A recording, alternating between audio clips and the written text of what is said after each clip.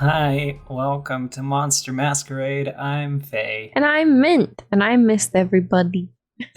Welcome back. Yay! It was a good vacation-y time. I feel like you needed it. I did. I did need it, and now I'm ready to talk about horror. Needed some time off. You went to Disney. I went to Disney World. The sun is a horror in and of itself, but otherwise it was very fun. I've still been recovering. I will not lie to y'all. I've still been recovering from just what the sun does to me. I'm a vampire.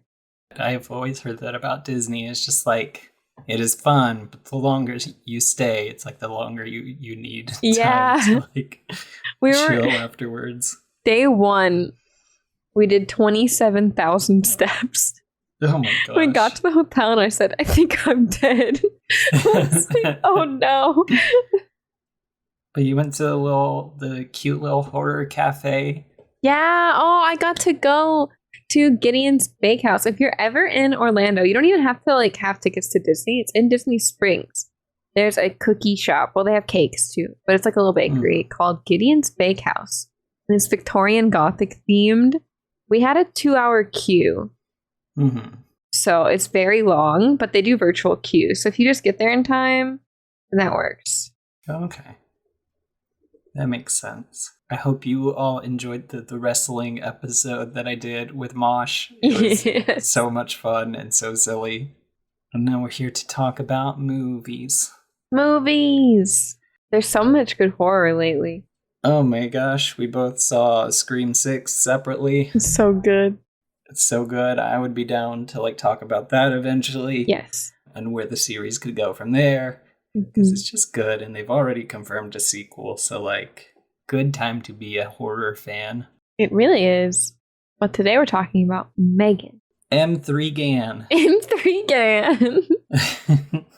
It's so good too, though. It's so silly. I've watched this movie twice now, and am planning to watch it immediately after this with my housemates who have not seen it. Oh, really? That's so fun. Yeah. That's so fun. It'll be good. It's a good time. I think I said this after we had finished watching it at the drive-in, but it is the most fun I have had at a movie in so long. Yeah. It was just very enjoyable the entire time. It's so campy. It's so fun. Mm-hmm. I needed some good camp. I feel like it's been a while since there's been good camp. And this is definitely that, for sure. And now M3GAN has rightfully become an icon. She has to be. She's everywhere. I want to go as her for Halloween, really bad. I bet there will be so many M3GANs this year for Halloween. Probably so. It'll be great. I want to be one of them. Everybody can do the dance together. The dance is so good. I love the dance. I just scream every time. I'm like, yes. I can't do a flip, though, so I can't do the dance. Weird cartwheel thing that she does. Yeah, no. Well, I have a lot of fun behind the scenes stuff and let's go. Stuff about the animatronic that was used for M3GAN, which I'm sure you will appreciate. Yeah, so. I was very curious about that. Yeah, it's really interesting. So M3GAN, released in 2023, was written by Akilah Cooper, who has written some real bops in horror, including Hellfest and 2022's Malignant. Oh, I did not know she wrote Malignant. Yes, and The Nun too. So I guess a frequent collaborator with James Wan at this point, who produced M3GAN and is known for The Conjuring and Annabelle and one of the original guys for the Saw franchise, I think. Akilah also did writing for Tron Uprising, the animated TV show. Hell yeah. I thought you might appreciate that. I love Tron. Can we do a non-horror episode about Tron, please? I just love Tron. I think we talked about the only like non-horror episode that we would do would be an April Fool's covering of Cats 2019. Oh yeah, no, we need to do that. It's coming up. April Fool's is coming up. Oh god, that. And also has writing credits in American Horror Story and did like 4 episodes of Luke Cage. So like Cooper is on pretty much everybody's list for like screenwriters to look out for because they're putting in the work and like coming up with some real fun stuff. Mm-hmm. This movie's director is Gerard Johnstone, who this is only his 2nd movie. So he did a movie called Housebound, which was also kind of like a horror comedy that James Wan saw, and he was like, I like this guy, and brought him on to do M3GAN. Nice. It worked out, because what a good movie. It was filmed in New Zealand. I did not know that before. Huh. For some reason, I would have thought Canada. Yeah, but it was also filmed like in 2021, so like pretty high, like into COVID, and I think they like literally just finished filming before New Zealand went on one of its very few like lockdowns. Oh, the timing. Mm-hmm. Because New Zealand was like super safe for like the longest time. Mm-hmm. It's the whole island mentality too, right? Mm-hmm. And they also, I think it was their prime minister maybe that was like, we're not fucking around with this. Like everybody stay home. So this movie is about a family, an aunt and her niece who loses her parents at the beginning of the movie and comes to live with her. And she's not good with kids, so she builds a super nanny robot to do all of the raising of the child. It's a bad idea. It goes just as badly as you think it would. It's just... She's like, I have an idea. I don't have to do anything with this child. Mm-hmm. And the child is traumatized already. Which, like... what? Talk about what a bad guardian. Is it Gemma? Gemma in the beginning. Like, her idea for building M3GAN wasn't even... Like, M3GAN being a pseudo-guardian for... her niece Katie is an afterthought, like, cause she was already working on M3GAN beforehand. Yeah. So it's just like, oh, I have a traumatized child now. This is the perfect subject for my M3GAN experiment. Good outlet to experiment on this traumatized child that I'm supposed to be parenting. She gets better, kind of, at the end. She does. She learns. Have you seen Child's Play 2019? No, I have not. Okay. So that movie had Aubrey Plaza and Mark Hamill, and the movie was like fine. It wasn't anything great. But the reason it was made was so Universal could continue to hold the rights to the title of Child's Play, even though there's like an active like Chucky series going on now, you know? Mm-hmm. They didn't invite Don Mancini to... I mean, they did invite him, but they gave him, like, no creative control. So he was like, yeah, fuck that. I'm not doing that. So they made a Chucky movie without the actual Chucky or, like, anybody who had, like, worked on the series previously. That's not going to go well. No, it didn't. And that whole movie's thing was about the dangers of smart technology. I feel like we've seen a lot of media that covers that recently because it is so prevalent. Yeah, I feel like Black Mirror really kind of kicked it off. As far as like mainstream goes, and everyone just took it from there. Mm-hmm. The problem with those kinds of shows is that more times than not, like, it just feels very preachy and like, oh, aren't we smart for saying that this is a bad, you know, like it takes itself too seriously. Yeah. But M3GAN does all of those things good. It does. It's definitely not taking itself too seriously. Mm-hmm. Not. And it's so fun. Because there are constantly characters who are calling out like, hey, it's weird that this robot is raising your niece. Like, if we put this in every house, what are parents going to do? The therapist is so funny. She is okay. So first of all, I have beef with the therapist. Beef that has nothing to do with the movie, but it's tangent time with men. She goes to the house for their first visit and makes Gemma open up her collectibles to let the kid play with. There's no way this lady doesn't know what collectibles are. Just be like, go buy some toys, and then she has to go buy some toys. Why would she make her do that? That scene bothered me the second time too. Like, I was like, come on, like, you know what a collectible is, lady. They're not toys, they're anime statues.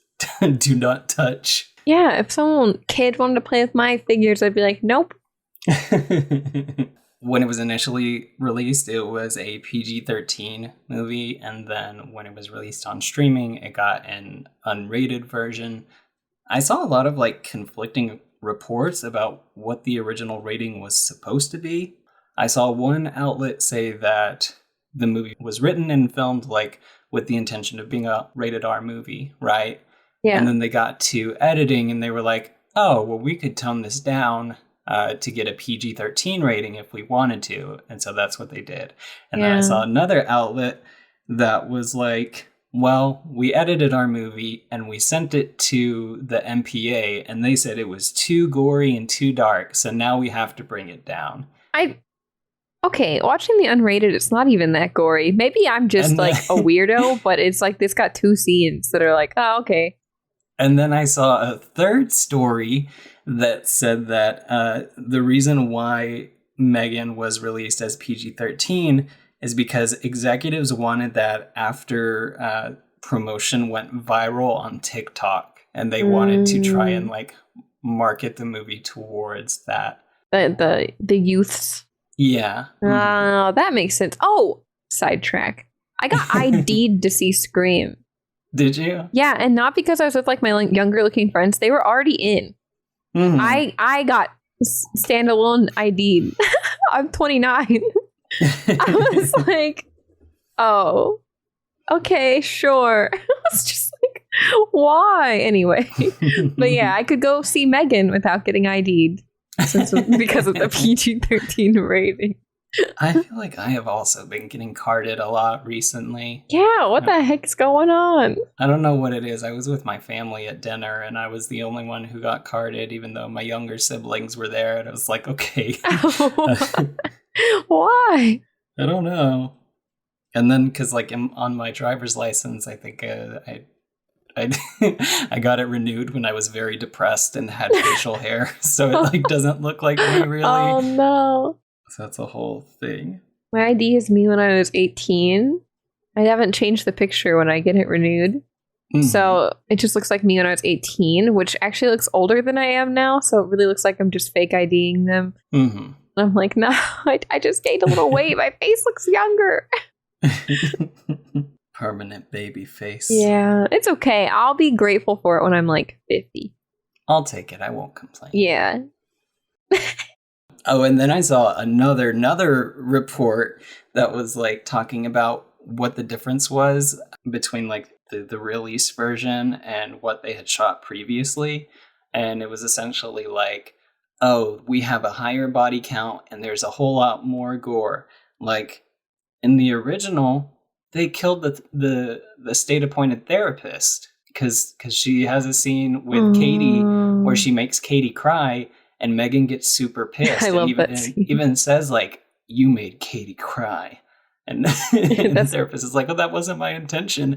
And yet it happened. That's so me. I would say that. Like, I don't want to relate to this weird murder robot, but I do a little bit. This movie is for the neurospicy crowd. It is. I just relate to the robot. What can I say? So, like, in the original version, the therapist died, and from what I read, it sounded like they shot that, like, where M3GAN kills her, and then she's gone from the rest of the movie, right? Instead, even in the unrated version, they just dropped that character for no reason. She just stopped showing up, and they never address it. She just stopped. Maybe she got scared of her. She was like, I'm done, I'm out of here. Because that was a weird interaction. I thought she was going to murder the therapist. Like the whole time I thought she was going to. Right. And she didn't. She honestly does not have that high of a kill count for a murder robot. She kind of does, but It's the dog, the neighbor, the bully kid, and then the two employees. 2 people from work, yeah. Yeah, that's it though. The boss and the guy who was selling stuff. There's four pups and a worm. There's 4 people and a dog. That's what I was gonna say. So not a very high body count at all. No. Maybe more in the sequel. It's already like been approved for. Oh, I'm excited for that.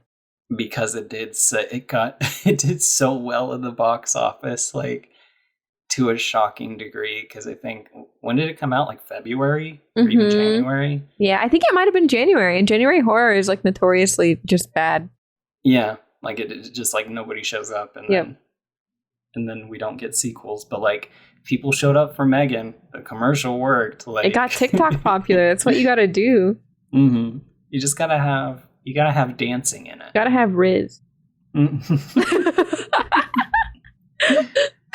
The movie Riz. So like we mentioned, M3GAN is, I guess she would be like about 4 feet tall, maybe, or like shy of 5 feet, because she's supposed to be like the exact height as like a 9 or 10-year-old. And so because of that, they did some very cool stuff with the animatronics, which I thought you might be interested in. Yeah, I thought it was just a girl in there. So here's how they brought M3GAN to life for the movie. Adrienne Moreau and Kathy C. of Moreau FX Studios built several animatronics for the movie. So they had one puppet that was used for like close-ups and dialogue. If you're familiar with like the production of Child's Play movies or the Chucky TV show, it's essentially like they have remote controls that can control the expression in like different parts of the face, like the eyebrows and stuff like that. And that is paired with pre-recorded dialogue, which in this case was provided by Kimberly Crossman, who was in the Deathgasm movie. Nice. So that was before they found the actual like voice of M3GAN. It's just they had her read these lines and they recorded it, and then they put that through software where that like automatically moves the mouth to generate those syllables. That's really cool. It is very cool. This is like a pretty small team if it is just the 2 of them. Like if you look at, I guess it is easier because M3GAN is so much larger than Chucky, but if you look at Chucky now for the TV show, it's like 7 or 8 people in like green screen onesies, like trying to make difficult. him work. Puppetry is like really hard. Yes, and the results are good, but it's like, man, we don't give those people enough credit, do we? No, nobody does. Nobody gives them enough credit. And then there was a stunt puppet. So I guess that's one that like just gets beat up and stuff like that. The stunt puppet idea is so funny, like bring in the stunt puppet. And then there was a third model of M3GAN that was just used for quote unquote certain scenes. It's like, well, what is that? Yeah, what scenes? What does that mean? What do you have her do? Which scenes? I don't know. I couldn't find anything specific. So it's like, what? Like the part where she's like choking people, or like what is it? Yeah, I don't. The dancing part? I don't know. So, so for movements that were more complex, there was a child actor named Amy Donald who played M3GAN. Like when it called for that. So she would dress like her, and then she had a silicone mask that was altered. I saw a video of her removing the mask, so I knew there was like parts where it was a child in there. Yes. So they would like tweak the face in post to make it look more like the actual like animatronic. But she would just like the dancing was her. That makes sense. I couldn't find how. Weirdly, Wikipedia lists her as like 2 ages. So she was either born... I don't know. She's either 12 or 13. They can't decide on the birth year. Well, okay. She's a really good dancer. And I'm assuming it was her in the scene where she like gets all disjointed and like runs through the hallway. That was so cool. Amy Donald also did like her own stunts in the movie. So like probably the like the part where she's like running on all fours after the boy. Oh yeah, that part's really good too. Which I saw like one of the hypothesized reasons why M3GAN runs on all fours is because like getting machines to like humanoid machines to move faster than a walk is like something that engineers are still struggling with. So like maybe it makes more sense for, you know, when it's time to book it. That's really smart. Did you see that animatronic that Disney's working on that like walks and stuff? It was at the D23 Expo recently, and it's Judy Hopps, and it's the scariest thing I've ever seen. What? I'll have to send it to you. She like walks around, she like gets up on his shoulders, like she gets uppies, and it looks like a person doing it. And I was like, oh no, I've seen Megan. I don't like this. Did you get to see Grogu? Was he there? He was there. I didn't get to see him. He might have come. So the Mandalorian stuff just got added to the parks like the week we were there. Mm-hmm. So if he did come out, it was like sea of people. Yeah. So we didn't ever see him in passing, and we were there pretty much all day. So he could have just not come out that day, or he came out whenever we left to meet Nisno's mom. So there is that chance. But the chicken guy was worth it. I'm sure that one's like a tiny little animatronic because it's supposed to be like responsive to people. I know, it's so cool. Now the animatronics on the rides that are in the Star Wars land are also incredibly impressive. I could just talk about animatronics forever. They did get rid of. It's been in B mode. The Rise of the Resistance, there's a Kylo Ren animatronic at the end of the ride where he like looks like he's flying backwards and he looks real, but that's been in B mode for like a year now, apparently, where they just don't have that scene. So, but usually those extremely expensive, high-tech animatronics break down fairly often. Oh, I'm sure. I'm sure you have to have like a regular team working on them. Yeah. The voice of Megan is not AI. I think I saw like a couple people who were like, oh, did they plug it into Siri? Like, no. No, it's an actress. I looked her up. So the actress's name is Jenna Davis. She's from Plano. She's from Texas. Oh, yeehaw, brother. Jenna Davis is an 18-year-old actress who currently lives in LA. She is also a voice actor. Obviously, she did the voice of Megan. She was in Infinity Train. Yeah. And a couple other smaller roles, I think. And she's also a YouTuber. So, like, in searching for her, I found, like, her YouTube video that's like, how I got the role of Megan. And that's cool. Oh, that was neat. Yeah. She does a real good job. She said that, like, one of the funnier interviews that I read was, like, somebody asked her, was it weird when you had to sing Titanium? And she was like, no, it was so fucking weird. Yeah, that scene, I forgot about it. And she started singing it whenever we were rewatching it with Nisno, and I was like, cackling. It's so funny. It's so funny. Like, why is she singing that? I don't know, because she does that other song later, which I didn't recognize, but this one is so, like so iconic in and of itself. What? I did recognize. Hold on, I'm going to look up the other song because I recognized it, but I forgot what it was. Yeah, Jenna Davis does a very good job playing Megan. A lot of the direction for her lines, they said, was to like make it kind of Sesame Street, especially with the singing. So like that higher pitch to like comfort a child and like engage with them. Yeah, she's just really good. She does a good job when Megan gets super angry too. The unrated version has a couple more. Megan says "fuck" in the unrated version. Oh yeah, that's true. That's good. Let Megan say the "fuck." Fucking neck. Let Megan say "fuck." She sings "Tell Me Your Dreams," which is just from the movie Titanium, and it's nice to have a friend. But I don't know if she actually sings that. I don't know. I can't remember. Titanium, I think, was the only one that I like super recognized. Yeah. Oh, I remember what I was going to say. I like at the beginning when she discovers what death is, like talking about it, and then she like scans the internet to read about death, and then and they're like, It's so good. What happens when people die? Jesus, why is it asking that? Yeah. That would be an instant shutdown for me. I'd be like, nope, Yeah, no, not dealing with that. The AI is not going to learn about death today. Well, because like it's like fitting, right? Because like Gemma doesn't want to have, or is maybe incapable of having those hard-hitting conversations with Katie. So it's like you can't even tell a robot who, I mean, Megan's obviously special and she'll interpret it her own way, but like you can't even say matter-of-factly what death is. Like, I don't know. She doesn't want to address it.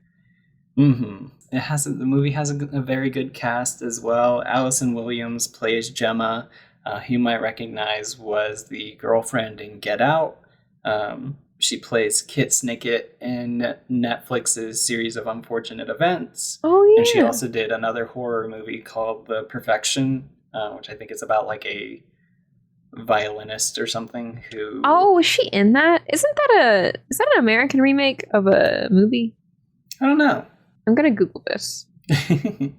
And then Violet McGraw plays Katie, who I recognized from The Haunting of Hill House as Little Nell.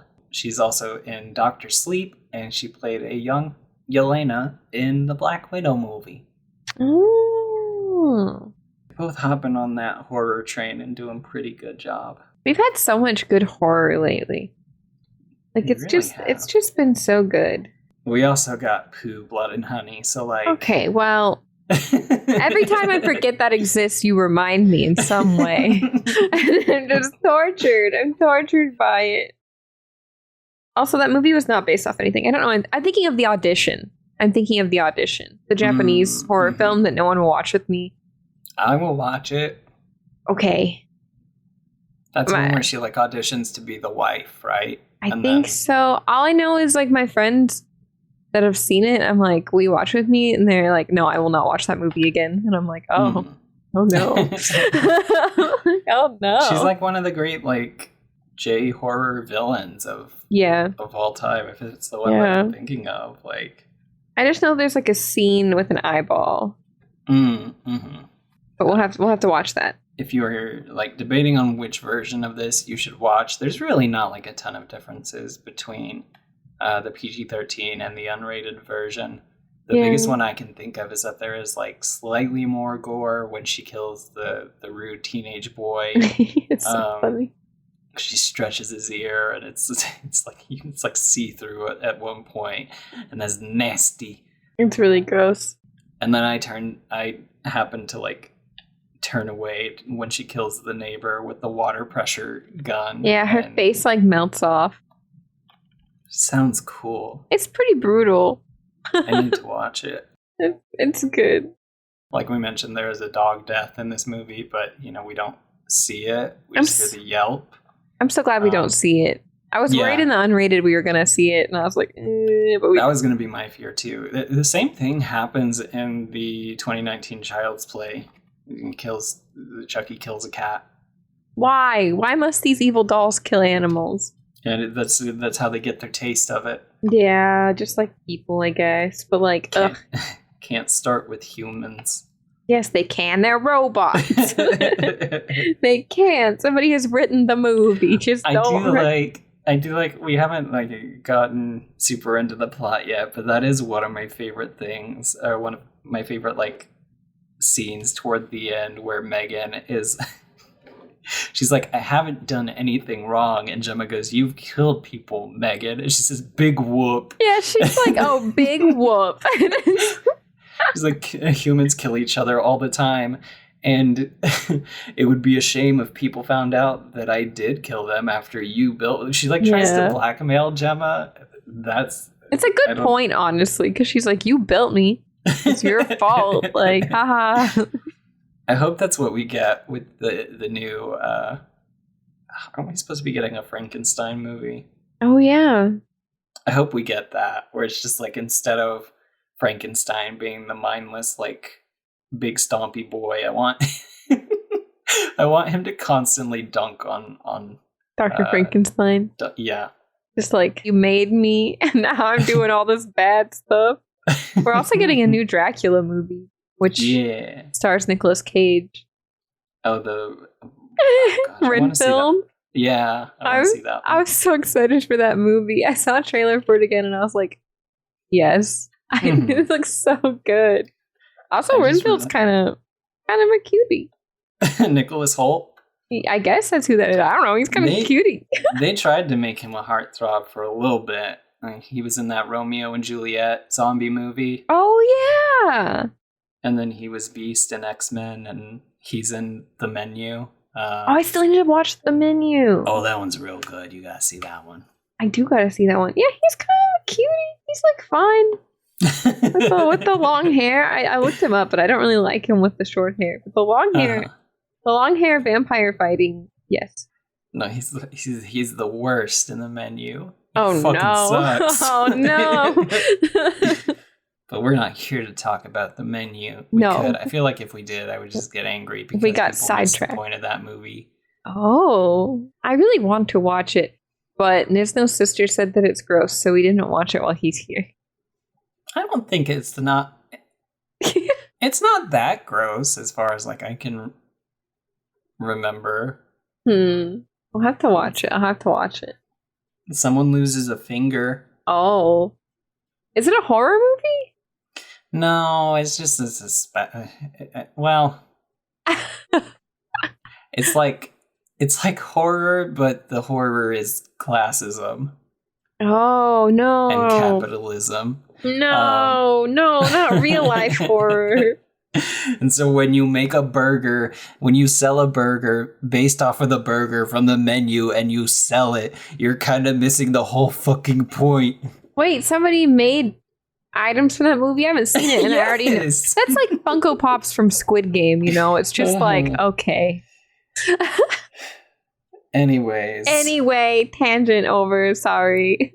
I watched the menu on my plane ride to Canada, and it was very good. Oh, I watched Bob's Burgers on the way to Orlando. It was funny because it was on my list of like stuff to watch, and then I was like, oh, maybe I could watch it on the plane. Like I'll be on here for a couple of hours, and then I was like, wait, I don't know if this is one of those movies that has a sex scene in it, and I don't know if I want to be one of those people who watches a movie on a plane and then is like mortified when people start doing the do on screen. And so I was on Instagram and I was like, please tell me. And then like nobody responded until I was like already like mid-flight. And there's no nudity in case you're worried about it. But like the number of messages I got after I landed that was like, did you watch it? Like, like you're good. Yeah. It's just very funny. That's like if you watch like Midsommar on a flight or something. Mm-hmm. It's mortifying. Someone looks over and it's like, oh, jeez. Or The Lighthouse. I haven't seen The Lighthouse. That one's got some stuff. Oh. It's very good. I know there's like a scene with a mermaid. Mm-hmm. I still need to watch that movie though. Mm-hmm. But M3GAN, we got sidetracked. It's my first episode back in a while. I was bound to get sidetracked. It's okay. I feel like we've had a lot of like sleepover energy episodes, but it's like I think that's just the state of the world right now. Yeah, it's so hard for me to stay focused lately. I don't know what's wrong with me. I mean, I do know what's wrong with me, like technically, but we gotta keep it silly. We gotta keep it silly. Which is what this movie is good for. It really, I'm still just like in shock that it's an animatronic. It makes me happy. I was initially very worried, like when we started watching the movie, when it I also loved Nisno's reaction because it starts off with that commercial for it's like Furby, but like more annoying and like fart based humor. Yeah.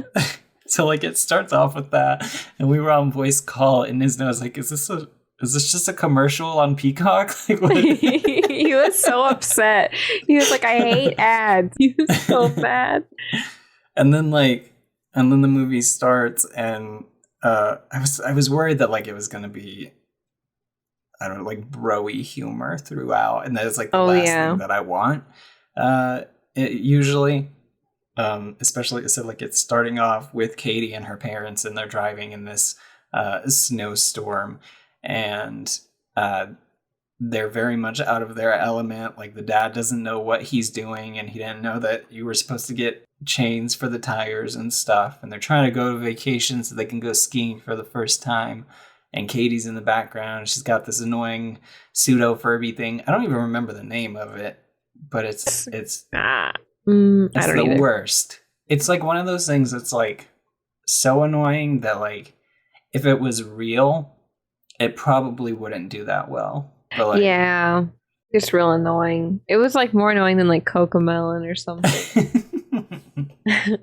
Do you remember? There was a period of time though, like I feel like for millennial children, where gross out humor was like a thing. I hated it. You would have stuffed animals that like burped and stuff when you squeeze them. They're still like that. Like it's still like, haha, a poop plushie or like whatever. And it's like, oh, okay. Mm-hmm. Like I don't know. I've never, even when I was a kid, that was not for me. So I was just like, I don't get the joke. Mm-hmm. But some kids like that, I guess. My youngest sibling had, I forget what it was. I think it was a doodle monster or whatever. A doodle monster. But also like, it was like one of those things where you could like draw on it with fabric markers, but it also had like organs that came out and stuff. Like I don't remember. I had a doodle bear, but it didn't have organs that came out. It was just a bear. It's like Doodle Bear. It's Doodle Bear, but for boys. A manly doodle bear that you can murder. So yeah, I was very worried like at first because I thought that would carry out throughout the entire movie. Thankfully it doesn't. Also very tastefully, I'd say that, they get front-ended. No, what is it? It's a head-on collision. They get into a head-on collision with an 18-wheeler. Kudos for not going with the cheap jump scare that's like overly loud. True. I was worried that this movie would be jump scare heavy, but it's not. No. And then yeah, like we mentioned, the movie is just like Gemma and Katie trying to understand each other, and Gemma kind of like obfuscating her responsibilities as a guardian with M3GAN because she doesn't understand, like, that's what kids need. It's very weird as they talk about like Katie's dad's side of the family being like they live far away and they're also like weird Jesus people, right? Yeah, but they don't really talk about like Gemma's side of the family. Yeah, and Gemma herself just seems like she probably wasn't even that close to her sister. She seems like she was probably really bad at any kind of personal relationships. Like when she walks in her house, it's like a Tinder notification, whatever. Like I feel like she's just not good at personal relationships, probably. Because like obviously they had to have been close at some point. If like, you know, in the will or whatever, it's like, my sister, she even says like, I promise that if anything happened to them, like I would take care of you. It makes me wonder, like, you know, what their relationship was like to their parents, and we don't really get that. Yeah, it would be cool if we do in the next one. If I had to guess, it's probably because she has like such a strong inclination to like buy toys from her childhood and like not use them. I'm guessing they probably came from like a super poor family, and then she did really well in school, and so like is trying to get the stuff that she didn't have. And she's like a tech genius. Yeah. And she's even making toys, which seems pretty significant. Yeah. So yeah, she has been trying to build M3GAN for a while secretly. Using company funds. Using tens of thousands of dollars, she says. It may have even been like $1 million. So funny. I don't remember. How did he just not notice? I don't know. Aside from him just being kind of clueless with like anything that's going, he's just a salesman, though. That guy is so funny. Like, I was also very happy to see that one of Gemma's coworkers is played by Brian Jordan Alvarez, who I recognized from the YouTube series The Gay and Wondrous Life of Caleb Gallo, which was yeah, you told me about that. That series was like my personality for like the last semester or two of college for me. That's amazing. I love it. We should watch it. I have never watched it. Yeah. It makes me very happy, actually. It's so funny. This is one of those movies where I'm like, there's not too much to cover. She's a murder robot. There's so much. Like, part of it is just like the very first. I know I keep making comparisons to Child's Play and Chucky. Well, but that's they were even that's a fair comparison. I feel like they were even going after each other on Twitter, so I think it's fair. Yeah, it's definitely fair. Oh, who would win in a fight, Chucky or M3GAN? Oh, well, M3GAN. Well, See, you haven't watched the TV show. You don't know. That's true. That's true. I don't know. I don't know. I'm just voting for M3GAN regardless because I love her. Chucky can make infinite versions of himself, but M3GAN maybe can too. We don't know yet. We don't know yet.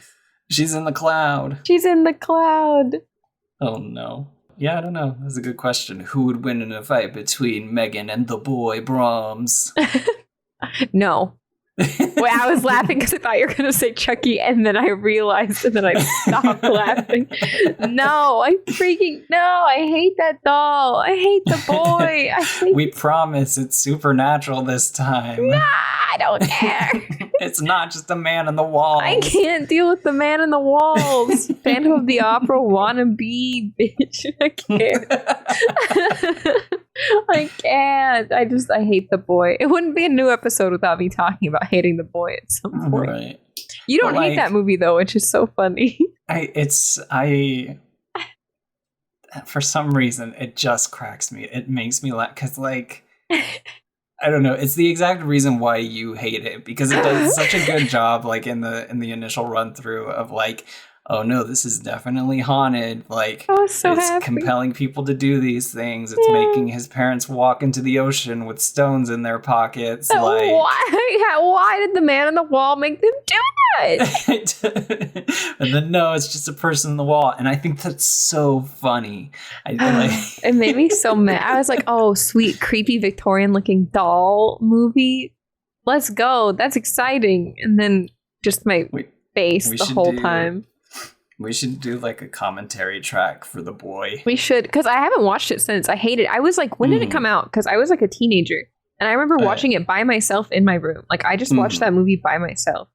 That'll be our first bonus content in a little while. Oh, it came out in 2016. Okay, so at that point, I think I had an apartment. And I just watched it by myself in my apartment. And I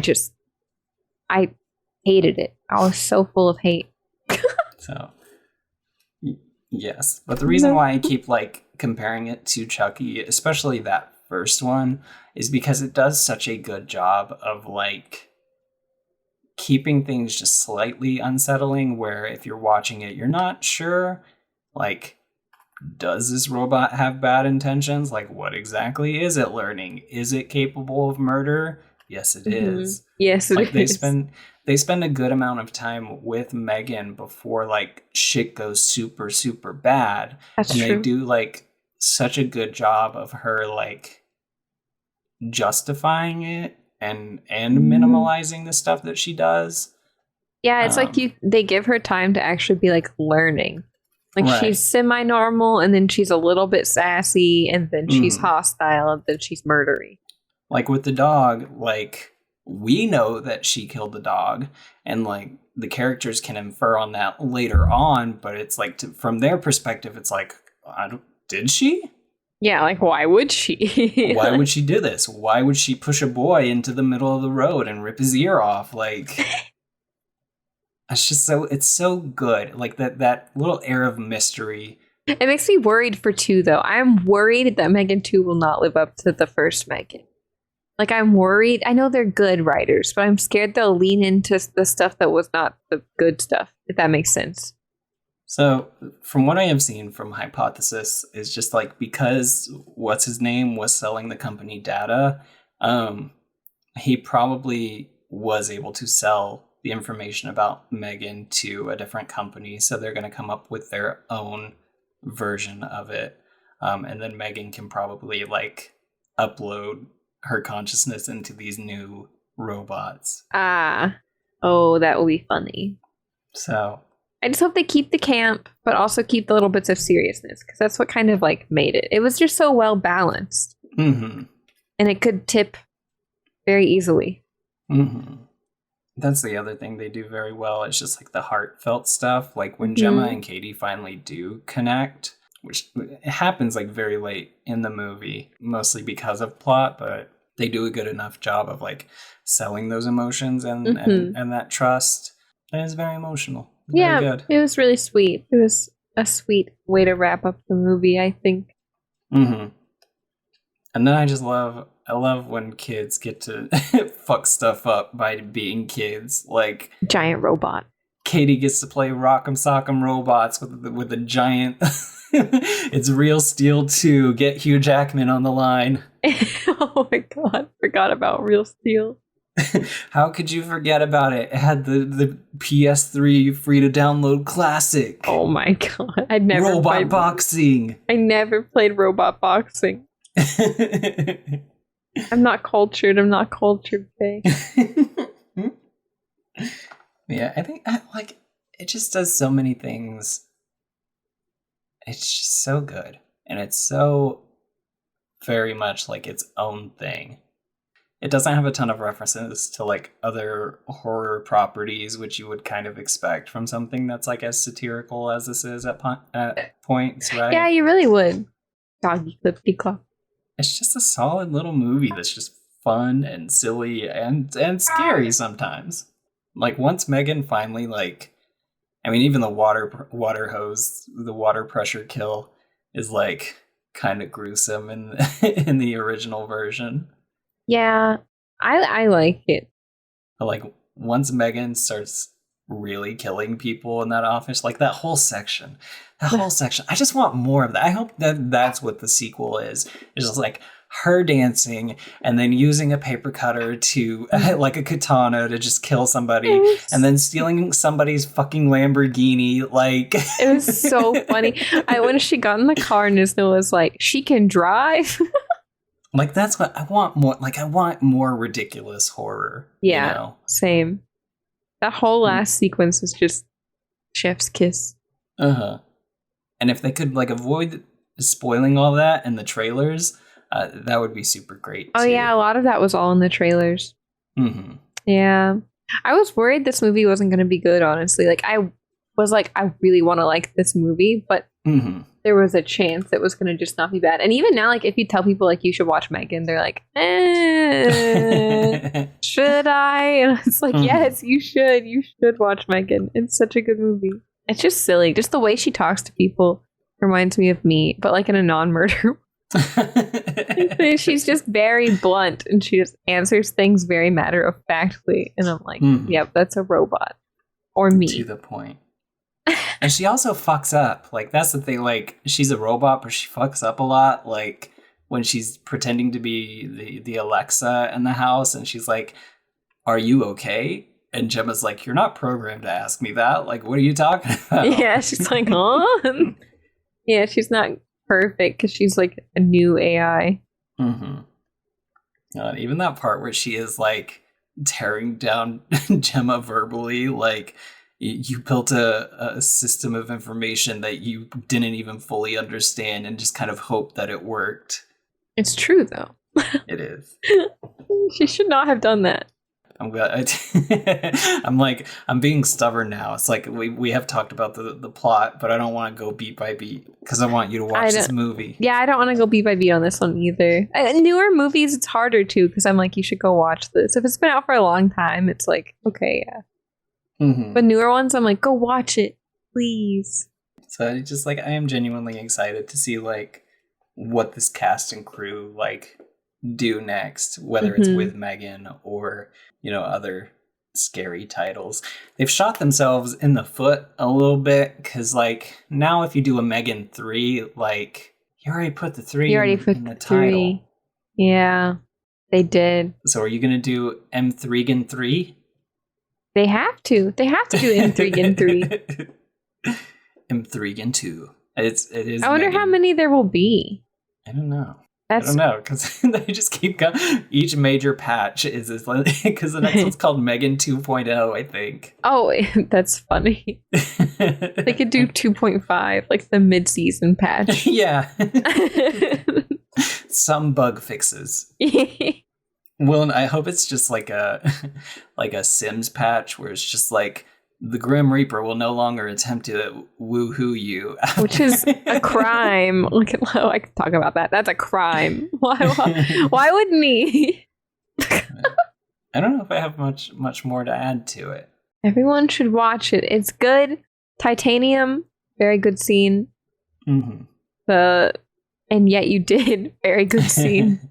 Just everything she does is so weird and relatable in a weird way. Not the murders. I'd like to re-emphasize not the murders, but very relatable. There are no queer undertones to this really, but M3GAN is a gay icon for sure. Yeah. Well, there's not even really, other than her having a Tinder notification, there's like not really relationships touched on in this movie. No. But she's just an icon. She is. It's the dance. 100%. That dance is so good. I need to learn it. I need to find a M3GAN costume stat. So what are you most excited for in horror coming up? Or Evil just Dead. In general?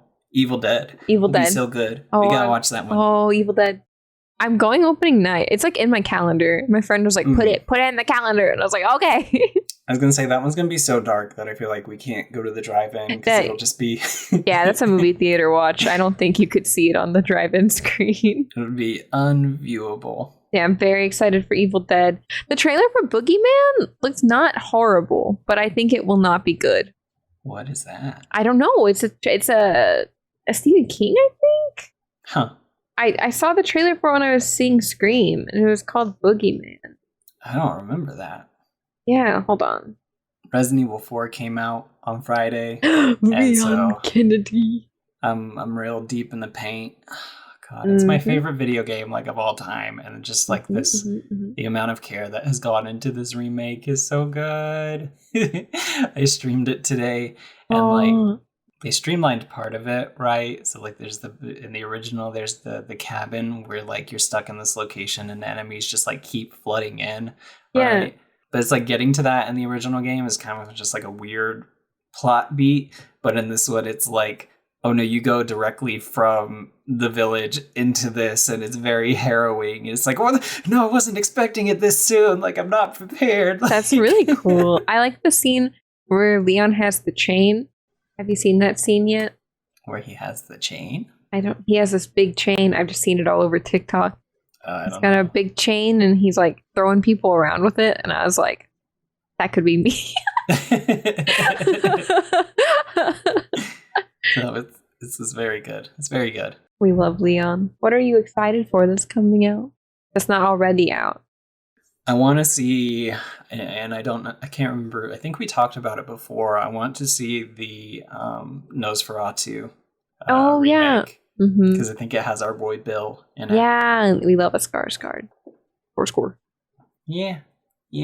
That's all I can think of right now. The Last of Us was very good. Talking about it on Arcade Cuties. I've watched one episode. I need to watch more.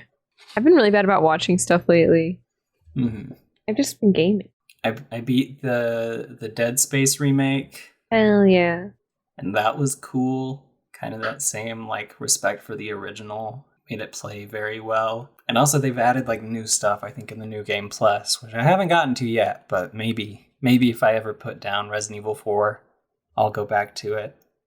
I'm sure you will eventually. I need to play more new horror. I'm just itching for something like the Backrooms. I need more liminal spaces. I've been so obsessed with liminal spaces. I want to just live in a liminal space. I saw a TikTok today of a game that's coming out that I think you will appreciate. Ooh. So I forget what it's called. I'll have to try and look it up. But you are in a house by yourself at night. Nice.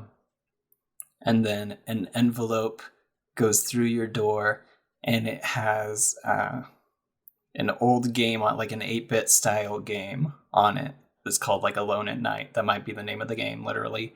And so the player starts playing this game on their computer and starts making things happen in real life for them. And there's this very tall, skinny man with a bright white face. Can you date him? I think he's trying to get in the house. Maybe you can date him. So it's in order to keep him out of the house, it's you have to play the in-game game and also do stuff to Oh, that's so cool. It's neat. I'll have to look it up. Yeah, all I can find for Alone at Night is Yomavari Night Alone, but that came out in 2016. Yes, if I find it, I have to find it. To you I want to play the newer. Have you ever played any of the Chilla games? No, I don't know what that is. I streamed one. I don't know if you saw. It was called The Convenience Store. I didn't finish it, but it's this Japanese. Yeah.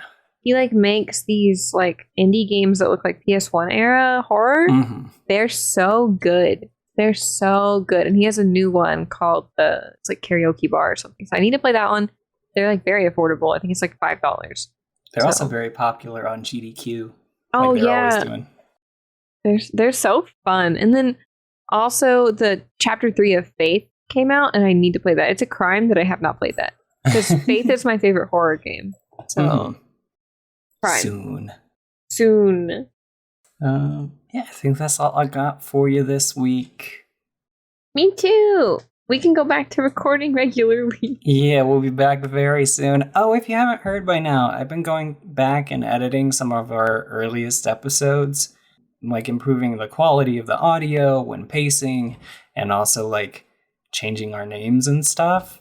And so it's been really nice, like listening to those and re-releasing them. Yeah. You do so much work. It's so nice. I feel like episode 4 is where we really hit our stride, and then it just from there it's so good. Which one's episode 4? Episode 4, I think, was Hocus Pocus. Oh, that is a good one. So that is a good one. It was so funny, like editing the Dead by Daylight one and being like, oh, we predicted. We're psychic. It's so horribly outdated. I even put like on text on screen. It was like, we recorded this in 2020. Like, please forgive. Yeah. We guessed so many things in all of our episodes, though. Mm-hmm. The only thing that has like bummed me out is I don't know what happened to my mic quality for the Alien episode, but I'm a little like blown out at parts. No, that's weird. It's still fun to like listen to that. The next one is the 2-hour Over the Garden Walls, so we'll see. I'm so sorry. We'll see when that one comes out. But I remember that fixation episode. I remember that one being very fun to record. Love Over the Garden Wall. So yeah, if you want to go back and listen to some of those, like, that would be cool. The audio is already like swapped in Spotify and stuff. So like it shows up as the same listing, but like for YouTube, it's a new video. Very nice.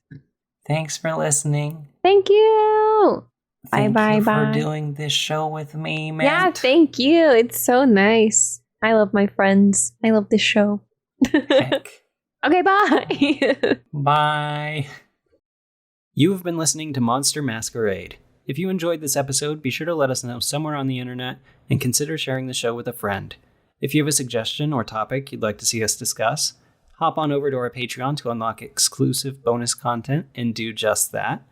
And we'd super appreciate it if you could leave us a review on iTunes. It's the fastest way to help the show grow. You can find us on Apple Podcast, Spotify, or wherever you find podcasts.